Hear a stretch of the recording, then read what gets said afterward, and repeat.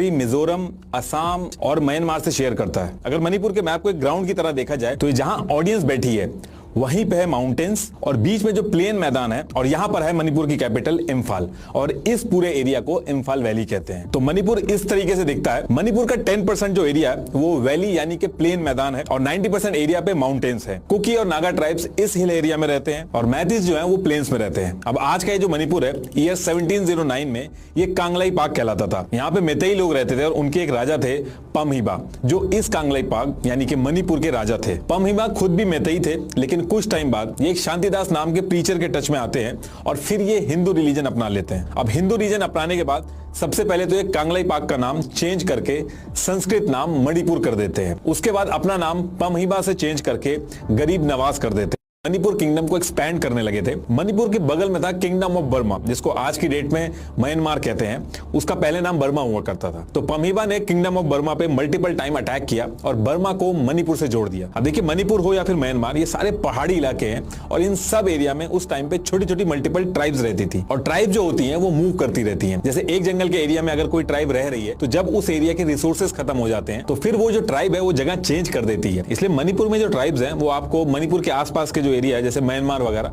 वहां पे भी दिखेंगी। तो मणिपुर के राजा पमहिबा ने बर्मा को मणिपुर में तो मिला लिया था, लेकिन 13 दिसंबर 1751 को पमहिबा की डेथ हो जाती है और इनकी डेथ के बाद मणिपुर किंगडम वीक पड़ता है और इसका फायदा उठा के धीरे धीरे बर्मा मणिपुर पे कॉन्टिन्यूअस अटैक करता रहता है और छोटे छोटे एरिया कब्जा करता रहता है। फिर ईयर 1819 में बर्मा किंगडम मणिपुर पे पूरी तरीके से कब्जा कर लेता है और कई सालों तक मणिपुर में मारकाट मचती है। यही वो टाइम था जब मणिपुर से लोग भाग के मिजोरम, असम, त्रिपुरा के एरिया में चले जा रहे थे। ईयर आता है 1824। मणिपुर के राजा गंभीर सिंह ने ब्रिटिशर से मदद मांगी कि बर्मा हमारे ऊपर बहुत ही मारकाट मचा रहा है और आप हमारी मदद करिए। स्ट्रेटेजिकली मणिपुर की जो लोकेशन थी वो ब्रिटिशर्स के लिए बहुत ही अच्छी थी, तो ब्रिटिशर्स इस चीज के लिए मान जाते हैं और 2 साल लड़ाई के बाद यानी कि फरवरी 1826 में ब्रिटिशर्स बर्मा की आर्मी को हरा के मणिपुर से बाहर भेज देते हैं।